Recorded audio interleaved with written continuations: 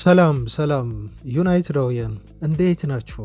እነሆ በማንቸስተር ዩናይትድ የዩቲዩብ ቻናል ገጻችን ተገኝተናል። እንደተለመደው ዩናይትድን ብቻ የተመለከቱ መረጃዎችን የምናደርስበት ገጻችን ነው። አድማጮች ለዛሬው ያስንላችሁን መረጃዎች ስናስተዋውቃችሁ ሰር ጂም ራትክሊፍ የዩናይትድ ጥምር ባለቤት በክለቡ የተለያዩ ጉዳዮች ላይ ምላሽ ሰጥተዋል።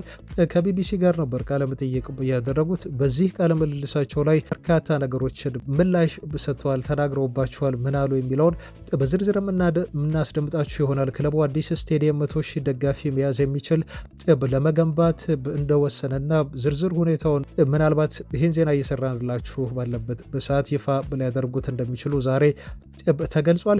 ራትክሊፍ አስተያየቶቻቸው ከሰጧቸው መካከል አሞሪምን እጅግ እንደሚወዷቸውና በክለቡ ለቀጣዮቹ ዓመታት ይቆያሉ ብለው እንደሚያስቡም ተናግረዋል። ክለቡ አሁን ስላለበት ወቅታዊ የገንዘብ ችግር ሁኔታ ክለቡን እንዴት አድርገው እንዳዳኑት፣ አሁን በክለቡ ስላሉ እጅግ ከፍተኛ ደግሞ ስለሚከፈላቸው ተጫዋቾች፣ ክለቡ ከዝውውር ጋር በተያያዘ ስለሰራቸው ስህተቶች፣ ከአሞሪም ጋር ስላደረጉት ምልልስ ወይንም ደግሞ ንግግር እና በተለያዩ የክለቡ ወቅታዊ ጉዳዮች ላይ መስማት ያለባችሁን ምላሽና አስተያየት ነው የሰጡት። ከዛ ውጭ ደግሞ ከኮንትራት እና ከተጫዋቾች ዝውውሮች ጋር በተያያዘም ምነግራችሁ ዜና አለኝ። ለምሳሌ ሜኑ ከዩናይትድ ሊለቅ የሚችልበት እድል አሁን እየሰፋ የመጣ መስሏል። በእርግጥ ራትክሊፍ በሜኑ እና ጋርናቾ ጉዳይም ተጠይቀው በቀጥታ የሰጡት ምላሽ አለ። እሱንም ትሰማላችሁ። ግን ሜኑ አሁን ደሞዝ ይጨመርልኝ ምክንያት ከዩናይትድ ጋር እየተግባባ አይደለም፣ ውድቅ እንዳደረገባቸውም ታውቃላችሁ አድማጮች። ክለቡ ሊሸጠው ከተገደደ የሚሸጥበትንም ዋጋ እንደዚሁ ተምኖ አስቀምጧል። ከዛ ውጭ ደግሞ ይህ ተጫዋች ከለቀቀ በሚል የተለያዩ አማራጮችን አማካይ ስፍራ ላይ እያየ እንደሆነ ነው የተገለጸው። እነማንን ሊያመጣ አስበዋል ለሚለውም በዛሬ ዜና ላይ ምላሽ የምታገኙ ነው የሚሆነው። ሁሌም ቢሆን ቪዲዮን ላይክ አርጉ ሳትባሉ ላይክ በማድረግ የምታበረታቱን፣ እንደዚሁም ፖዚቲቭ እና ጥሩ የሆኑ አስተያየቶቻችሁን ከጎናችን እንደሆናችሁ በኮሜንት ለምትገልጹልን የተወደዳችሁ አድማጮቻችን እያመሰገንን እስከ ዜናዎቻችን ፍጻሜ ድረስ አብራችሁን ሆናችሁ እንድትከታተሉ እንጋብዛለን። መልካም ቆይታ። ሰር ጂም ራትክሊፍ የዩናይትድ ጥምር ባለቤት በክለቡ ወቅታዊ ጉዳዮች ላይ እጅግ ሰፋ ያለ ማብራሪያ ሰጥተዋል። በዚህ ማብራሪያቸው ላይ የክለቡ ደጋፊዎች ሊሰሙት የሚገቡ ብዙ ውዝግቦች ያሉበት የክለቡ ውሳኔዎች በተመለከተ ነው እንግዲህ ምላሽ የሰጡት። በጣም ጥርት ያለ ስለ ዩናይትድ ቀጣይ 5 እና 6 ዓመታት ክለቡ ስላቀዳቸው እቅዶች፣ ስለ አሰልጣኙ ቆይታ፣ ስለ ወሰዱት አንዳንድ እርምጃዎች ጥያቄ ቢያስነሱ ተቃውሞ የሚያስነሱባቸው፣ ስለ ክለቡን ይዘው ስለመቆየታቸው፣ ስለ ግሌዘር ቤተሰቦች ሆነስት የሆነ ቃለ መጠይቅ ይመስላል። ሁሉንም ነገር ራትክሊፍ በግልጽ ምላሽ የሰጡበት ቃለ መጠይቅ ሆኗል እና ይሄን ቃለ መጠይቅ አሁን የምንዳስስ ይሆናል። አድማጮች ምንድን ነው ያሉት? የግሌዘር ቤተሰቦች ስለ ክለቡ ሁኔታ ምንም የሚያውቁት ነገር የለም የሚል ምላሽ ሰጥተዋል። ክለቡን የሚመሩት ወደ 300 ማይልስ ከክለቡ ርቀው ነው ሲሉ ነው ራትክሊፍ የተናገሩት። እጅግ በጣም ርቀው ውሳኔዎችን ሲሰጡ እንደነበረ ነው አሜሪካውያኑ ባለሀብቶች የተናገሩት። ክለቡን ያበላሹት በተለይ ያለፉት 2 አስተዳደሮች ናቸው ሲሉም ነው ወቀሳውን እነሱ ላይ ያቀረቡት። የአሜሪካውያኑ የክለቡ ሜዳ ላይ ውሳኔዎች በአንዳንድ ወጪዎች ላይ ካልሆነ በስተቀር ምን ሲሰራ እንደነበረ በርቀት ስለነበሩ ብዙም የሚያውቁት ነገር የለም። ስለ ክለቡ አሁን ለደረሰበት ከፍተኛ የሆነ ችግር ትልቁ ተጠያቂ የሚሆነው አመራሮቹ በክለቡ ተቀጥረው ሲሰሩ የነበሩ ሰዎች እንጂ የግሌዘሮች ውሳኔ እዚህ ጋር ብዙ አይታየኝም እና የነሱ ጥፋትም አይመስለኝም ሲሉ ተከላክለውላቸዋል። ራትክሊፍ ይህንን ነው አንድ የመለሱት። ከዛ ውጭ የተጠየቁትና ምላሽ የሰጡበት ጉዳይ ክለቡ አሁን ስላለበት ወቅታዊ ሁኔታ በዝርዝር ያብራሩበት ነው።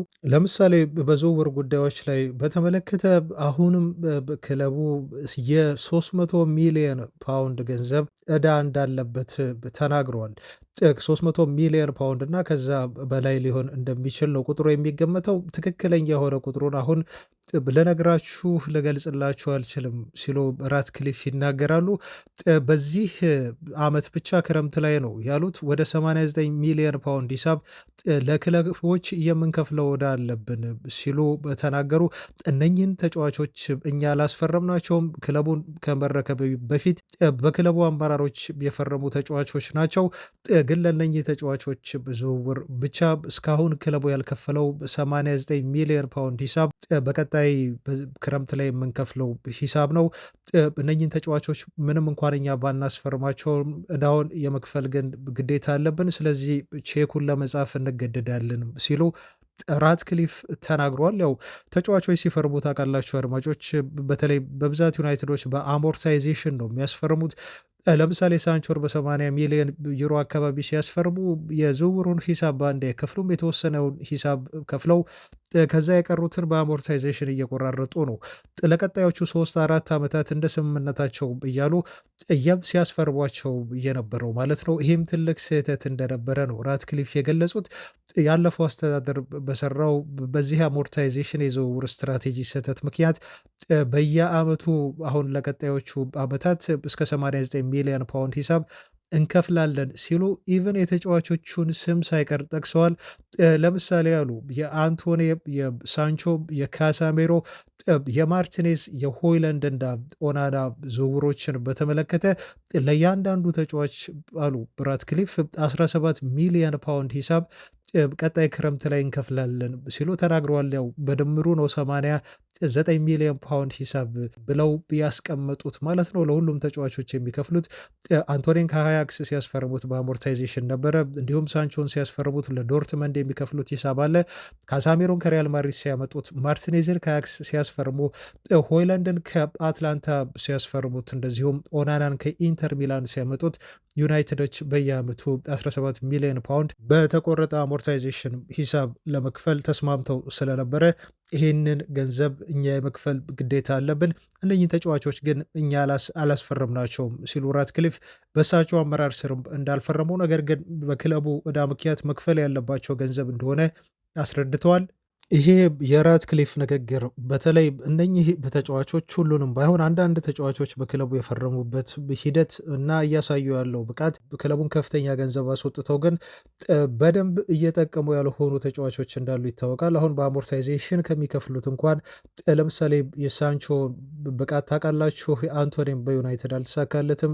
የካሳሜሮን ወቅታዊ ሁኔታም የምታውቁት ነው አድማጮች። ምናልባት ከነኚህ ዝውውሮች በጣም ጥሩ ልንለው የምንችለው እና ዩናይትድ ጥሩ ግዢ ያደረገ የምንለው ተጫዋች ማርቲኔዝ ብቻ ሊሆን ይችላል እና ይሄ የራትክሊፍ ንግግር ምናልባት ከነኚህ ከተጠቀሱት ተጫዋቾች ውስጥ በቀጣይ በዩናይትድ ቤት ቆይታ የሌላቸው በርካታ ሊሆኑ እንደሚችሉ ያመላክታል። ምክንያቱም የክለቡ ስህተት ብለው ነው የገለጹት።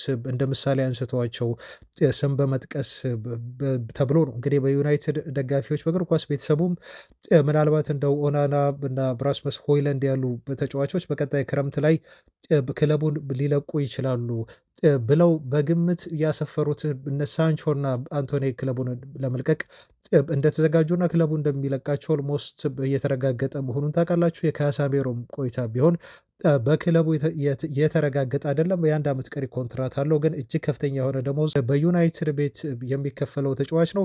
ራትክሊፍ እንደዚህ ሲሉ መናገራቸውን ይቀጥላሉ። እነኚህ ተጫዋቾች ለክለቡ ከብቃታቸው መውረድ በተጨማሪ እጅግ በጣም የተጋነነ ክፍያ የሚከፈላቸው ተጫዋቾች ናቸው ሲሉ ነው ክለቡ አሁን ላለበት ከፍተኛ የሆነ ችግር እነኚህ ያለፉን ስህተቶች በመጥቀስ ለማስረዳት እየሞከሩት።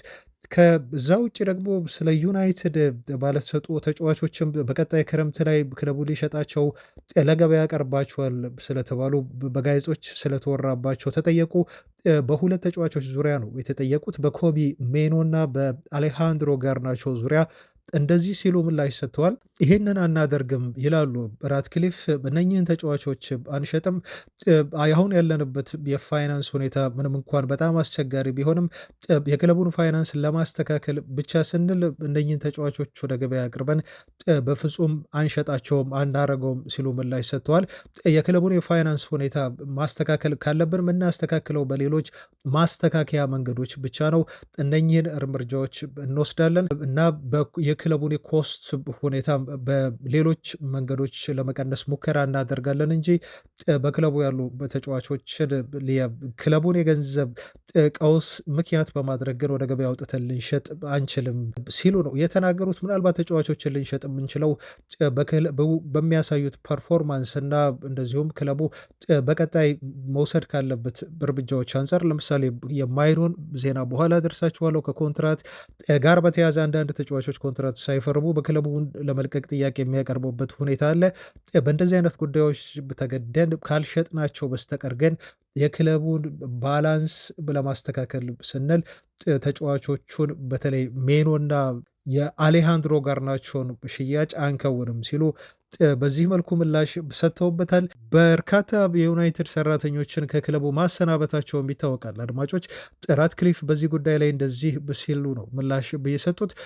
አዎ ይህንን ማድረግ ነበረብን ሲሉ ከተናገሩ በኋላ ክለቡ የቦዲ ላንጉጅ ኮንስልታንት በሚል የስራ ዘርፍ ሁሉ በአመት 175,000 የእንግሊዝ ፓውንድ የሚከፍለው ሰራተኛ ነበረው ሲሉ ነው እንግዲህ የተናገሩት። ይህ ምን ያህል የግሌዘር ቤተሰቦች ከክለቡ ርቀው ግን በክለቡ ያሉ አንዳንድ አመራሮች የቀጠሯቸው አላስፈላጊ የሆኑ ቁጥሮች እንደሆኑ ሲያመላክቱ ነው። እንግዲህ ክለቡ ተጫዋቾች አካላዊ ቋንቋ አማካሪ ተብሎ ለዚህ ሰው በአመት 175,000 የእንግሊዝ ፓውንድ ይከፈላል ሲሉ ነው ራትክሊፍ ይህን ጉዳይ የተናገሩት። ምን ያህል ክለቡ ገንዘብ እያባከንን እንደነበረ፣ ለክለቡ የሜዳ ላይ ውጤት ምንም አይነት ጥቅም የሌለውን ሰው በመቅጠር ከፍተኛ ገንዘብ ግን ሲከፍል እንደነበረ ክለቡ ያረጋገጡበት ምሳሌ የሰጡበት ሁኔታ ነው ያለው። እንደዚህ ሲሉም ተናግረዋል። ዩናይትድን ከመግዛቴ በፊት ክለቡ እጅግ ከፍተኛ የሆነ ቀውስ ውስጥ ይገኝ ነበር። ምናልባትም አሎ በ2025 የፈረንጆች ዓመት መጨረሻ ላይ በክለቡ ካዝና ውስጥ ምንም አይነት ቤሳቤስቲስ ገንዘብ አይኖርም ነበር። በቀጣይም ክረምት የዝውውር መስኮት ላይ ክለቡ ለዝውውር የሚሆን ምንም አይነት ባጀት አይኖረውም ነበረ። በአሞርታይዜሽን በተለያዩ ምክንያቶች ክለቡ ከሚያወጣው ወጪ አንጻር ለዝውውር የሚሆን ቤሳቤስቲ ሊኖረው አይችልም ነበር። እኔ ወደ ክለቡ ባልመጣና ለክለቡ ተጨማሪ 300 ሚሊየን የሚጠጋ የአሜሪካ ዶላር በድጎማ መልክ ባልሰጥ ኖሮ ሲሉ ነው የግሌዘር ቤተሰቦችን ምን ያህል እንዳተረፏቸውና እንዳዳኗቸው በዚህ መልኩ አስተያየት የሰጡትና ክለቡ ምን ያህል የገንዘብ ቀውስ ውስጥ እንዳለ የተናገሩት። ስለ ሰር አሌክስ ፈርጉሰንም እንደዚሁ ተጠየቁ። ሰር አሌክስ ፈርጉሰን በክለቡ በሰሩት እጅግ ታላቅ የሆነ ገደልና ክለቡን አሁን ላለበት ደረጃ ያበቁ እጅግ ታላቅ ሰው በሆናቸው አንዳንዶች አሁን ዩናይትድ ላለበት ችግር በቀጥታ ተጠያቂ ቢያደርጓቸውም በርካቶች የዩናይትድ እጅግ በጣም ሌጀንድ የሆኑ የእሳቸው ጥላ ነው ክለቡን አሁን ሜዳ ላይ እንዲቸገር ያደረገው እና ፈርጉሰን ክለቡን በደንብ ገንብተው ባለመልቀቃቸው ነው እዚህ ላሉበት የውጤት አዘቅት ውስጥ የገቡት ብለው የሚወቅሷቸው የክለቡ ሌጀንድ የሆኑት አሰልጣኝ እንደ አምባሳደር ተጠቅረው በክለቡ በአመት 2 ሚሊዮን ፓውንድ የሚጠጋ ደሞዝ በአምባሳደርነት ሚና ብቻ እንደሚከፈላቸው ይታወቃል እና የዩናይትድ ቦርድም አባል ናቸው። ፈርጉሰን ዩናይትዶች ጨዋታ ባደረጉባቸው ስቴዲየሞች ሁሉ በመሄድ ይከታተላሉ። ለክለቡ እጅግ በጣም ቅርብ የሆኑ ሰው እንደሆኑም እናውቃለን። ሰር አሌክስ ፈርጉሰን በክለቡ የሚሰጣቸውን ይሄ የአምባሳደርነት ሮል ማንሳትና ከክለቡ ሲያገኙ የነበሩትን ዓመታዊ 2 ሚሊዮን ፓውንድ ገንዘብ እንዳያገኙ መከልከልና ማቋረጥ እጅግ ከባድ ውሳኔ ነበር። ሰር ጂም ራትክሊፍ ግን ይህንን ውሳኔ በድፍረት አድርገዋል። እንዴት እንዳደረጉትም እንዲሁ ተጠይቀው ነበር። እንደዚህ ሲሉ ምላሽ ሰጥተዋል። ከሰር አሌክስ ፈርጉሰን ጋር ተቀጣጥረን ተወያየን ነው ያሉት። በግልጽ ለፈርጉሰን አወራሁት፣ ክለቡ ያለበትን የገንዘብ ችግር ነገርኩት ነው የሚለው። ክለቡ በአመት ከሚያስገባው ገቢ በላይ በተለያዩ ወጪዎችን እንደሚያወጣ ክለቡ አስረዳሁት። በጣም ከፍተኛ የሆነ ችግር ውስጥ እንዳለ ነው ክለቡን እየነገርኩት ነው የሚለው። ስለዚህ አሁን እኛ የምንከፍልህን 2 ሚሊዮን ፓውንድ ዓመታዊ ገንዘብ ክፍያ ልንከፍልህ አንችልም፣ አፎርድ ማድረግ አንችልም ብዬ ለፈርጉሰን አስረዳሁት። ጥቂት ጊዜም ሰጠሁት፣ ስለዚህ ጉዳይ አስብበት አልኩት። ከ3 ቀናት በኋላ ፈርጉሰን ተመልሶ እንዳሰበበት በመምጣት ምላሽ ሰጠኝ ነው የሚሉት ራትክሊፍ። ከራሴ ጋር ተማከርኩኝ፣ ልጄንም ቢሆን በዚህ ጉዳይ ላይ አማከርኩኝ። ይህንን ገንዘብ ከዚህ በኋላ ከዩናይትድ ላለመውሰድ ከውሳኔ ላይ ደርሻለሁ ሲል ፈርጉሰን መለሰልኝ ይላሉ ራትክሊፍ።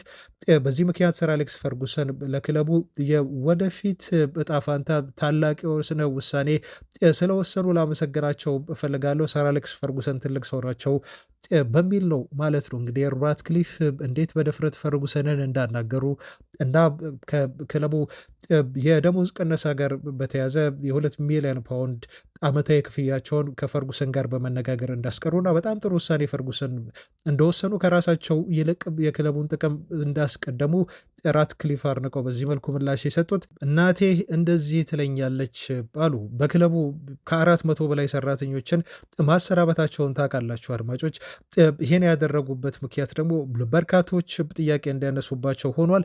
ምክንያቱም በጣም ጥቂት የሚባል ደሞዝ የሚበሉ ምናልባት ጥቂት ስራ ያላቸውን ሰራተኞቻቸውን ሁሉ ነው ከክለቡ ያባረሩት፣ ከከፍተኛ እስከ ዝቅተኛ ተከፋዮችን ማለት ነው። ይሄን ለምን እንዳደረጉ ሲጠየቁ እናቴ እንደዚህ ትለኝ ነበረ በሚል ምላሽ ሰጥተዋል።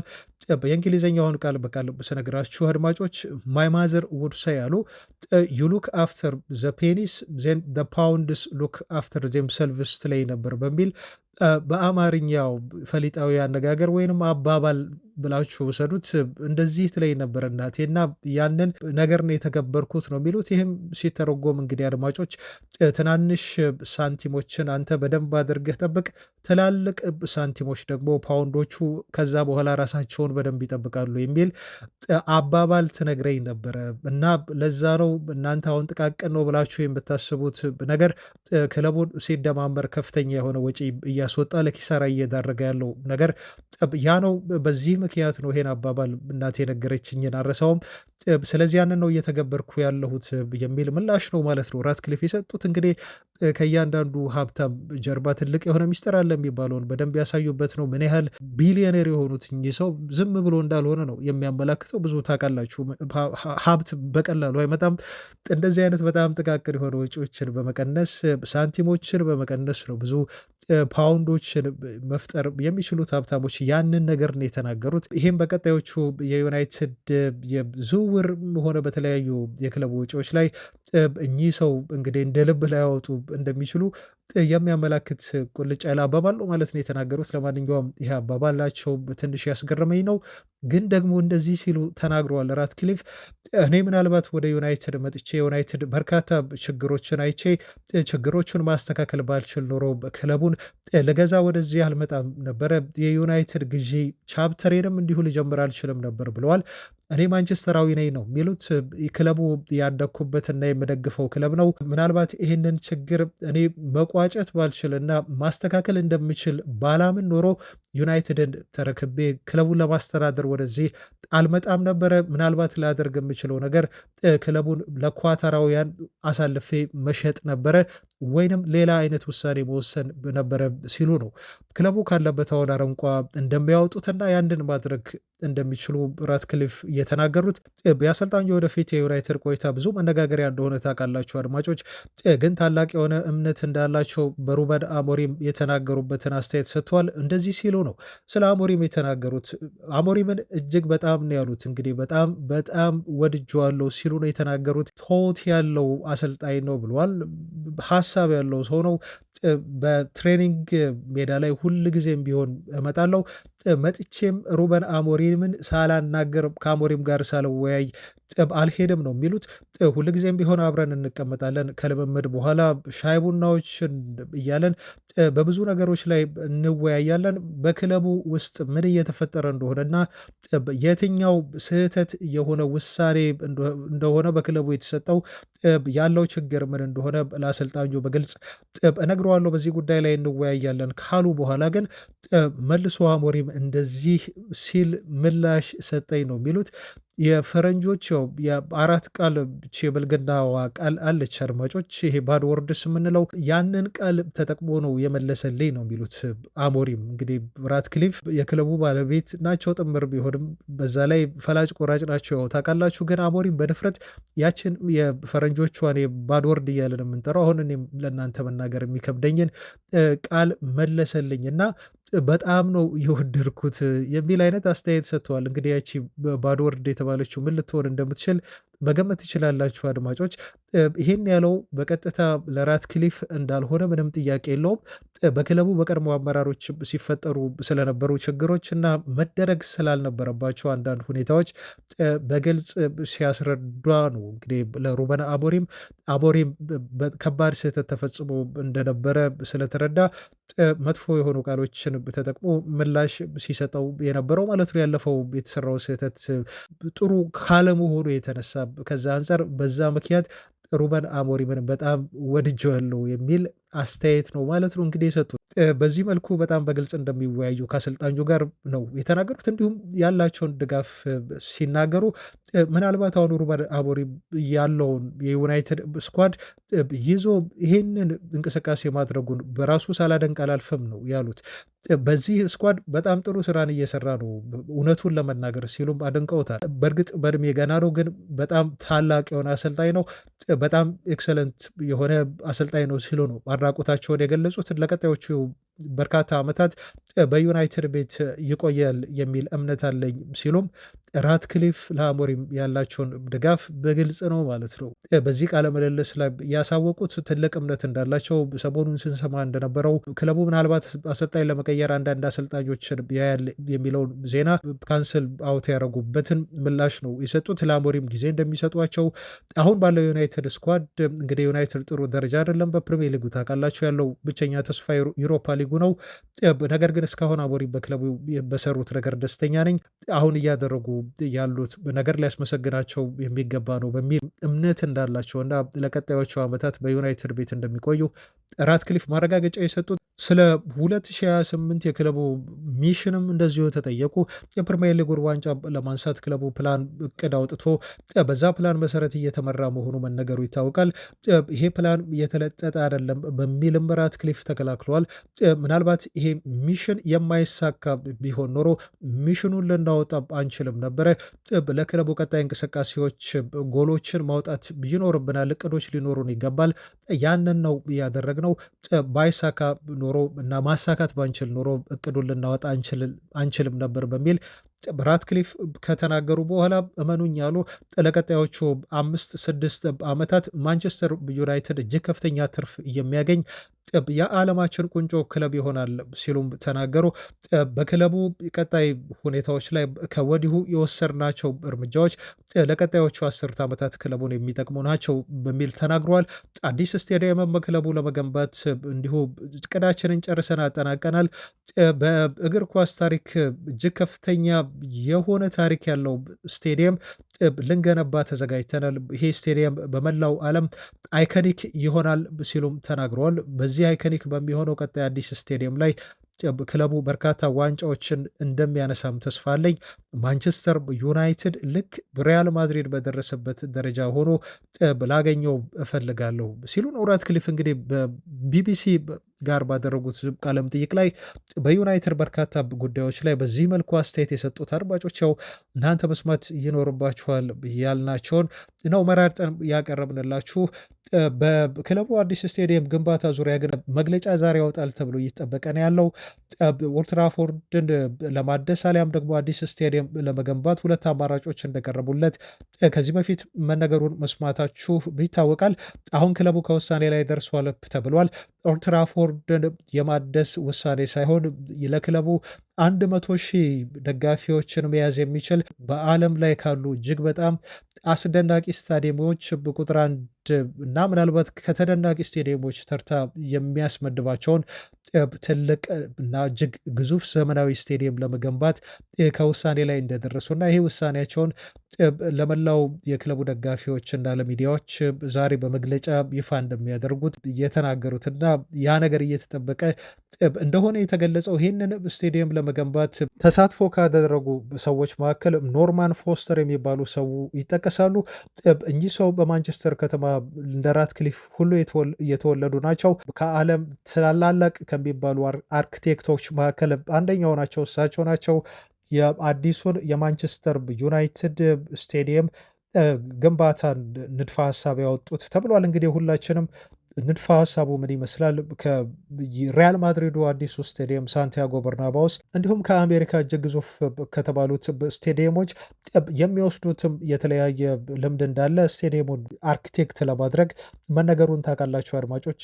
ከአሜሪካ ግዙፍ እና እጅግ ዘመናዊ ከሆኑት ስቴዲየሞች እንደዚሁም እዛው እንግሊዝ ከሚገኘው የቶተንሃም የለንደን ስቴዲየም ከዛ ውጭ ደግሞ ከሪያል ማድሪዱ ሳንቲያጎ በርናባው አዲስ ስቴዲየም ንድፈ ሀሳቡን ለማውጣት እንዴት አድርገው ሰሯቸው አርኪቴክቸሮቹ የሚለውን እና ከየስቴዲየሞቹ በጣም ጥሩ የሆኑ ፊውቸሮችን በመውሰድ ኦልትራፎርድን እጅግ ዘመናዊ እና ከዓለም እጅግ አይከኒክ ከሆኑ ስቴዲየሞች መካከል አንዱ ለማድረግ 100,000 መቀመጫዎች ያሉት ስቴዲየም አድርጎ ለመስራት ምናልባትም ሪያል ማድሪዶች እንዳደረጉት ከእግር ኳስ ጨዋታዎች ውጭ የተለያዩ ኢቨንቶችን የሚያዘጋጅ ከዛ ውጭ በኦልትራፎርድ ዙሪያ ደግሞ ለተለያዩ የክለቡ በመላው ዓለም የሚገኙ ደጋፊዎች ጨዋታ ለመከታተል ሲመጡ የተለያዩ መዝናኛ ቦታዎችን በክለቡ ዙሪያ በስቴዲየሙ ዙሪያ በመስራት ክለቡ ተጨማሪ የሆኑ ገቢዎችን የሚያገኝበትን ንድፈ ሀሳብ የሚያንጸባርቅ ስቴዲየም እንደሚሆን ነው። እንግዲህ ዩናይትዶች አሁን ይፋ የሚያደርጉት አዲስ ስቴዲየም እቅድ ይገለጻል ተብሎ በዚህ መልኩ እንደታቀደበትና እንደሚሰራ እየተጠበቀ ያለው ያንን መግለጫ የዩናይትድን እንደዚሁም የስቴዲየሙ ስትራክቸር እና አዳዲስ ፊውቸሮች ምን ሊሆኑ ይችላሉ የሚለው ከዛሬው መግለጫቸው ከቀጣይ መግለጫቸው በኋላ በሌሎች ዜናዎች የምናደርሳቸው ይሆናል። ለማንኛውም አድማጮች የክለቡ ጥምር ባለቤት የሆኑት ራትክሊፍ ከቢቢሲ ጋር ያደረጉት እጅግ ሰፋ ያለ ቆይታ ይህንን ይመስል ነበር። እኛም ቀጣይ መረጃዎች ያልሰማችኋቸው ካሉ በቀጣይ የምናደርሳቸው ይሆናል። ለዛሬ ስለ ራትክሊፍ ቃለ መጠይቅ እዚህ ላይ አብቃንና አሁን በመጨረሻ ስለ ክለቡ የዝውውርና የአንዳንድ የኮንትራት ሁኔታዎችን የተመለከቱ መረጃዎችን ማድረስ እንቀጥል። ፖል ፖግባ ቁጣቱን ጨርሶ ዛሬ በይፋ ተመልሷል። አድማጮች ፖግባ ወደ ፕሮፌሽናል እግር ኳስ በየትኛውም ክለብ ፈርሞ መጫወት የሚችልበት ቀን ዛሬ ነው። አድማጮች 18 ወራት ያህል ፖል ፖግባ ከእግር ኳስ ርቆ በዶፒንግ ክሱ ምክንያት ከተለያዩ እግር ኳሳዊ እንቅስቃሴዎች ራሱን ባግልሎ ለብቻው ልምምድ እየሰራ ፊትነሱን ለመጠበቅ ጥረት ሲያደርግ ቆይቷል። እንግዲህ ላለፉት 18 ወራት ማለት ነው። አሁን ያገዳውና ቅጣቱ ያበቃበት ቀን ሆኗል ዛሬ።